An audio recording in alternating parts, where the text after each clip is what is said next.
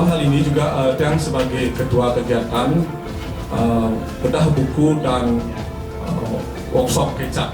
Jadi kenapa ini penting dilakukan? Karena kita ketahui bahwa kecap itu adalah salah satu kesenian ikon dari Bali yang sudah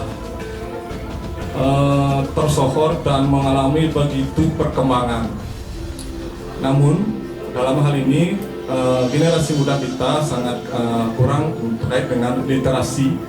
Jadi bagaimana kecap itu muncul, bagaimana siapa sih yang berperan dalam kemajuan kecap, dan apa yang bentuk-bentuk kreativitas yang memungkinkan untuk menjadi dasar kecap sebagai dasar dari pemajuan dan perkembangan itu.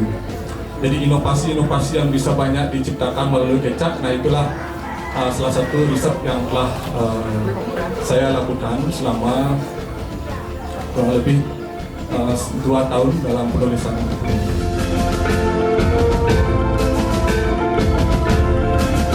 Dan buka ruang ini sebagai ruang diskusi, saling bertukar pikiran dan yang mendapatkan sesuatu dari apa yang kita lakukan bersama pada sore hari ini.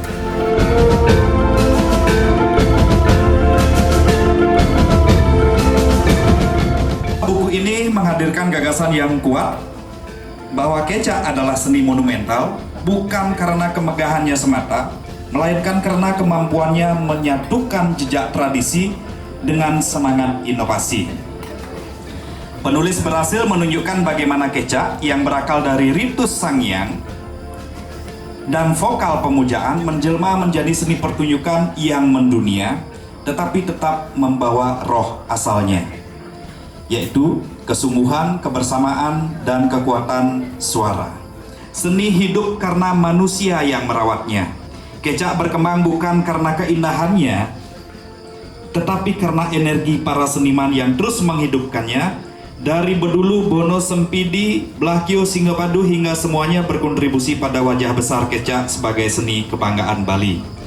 Dengan bahasa yang runut, data yang kaya, dan narasi yang menyentuh akar budaya, kecap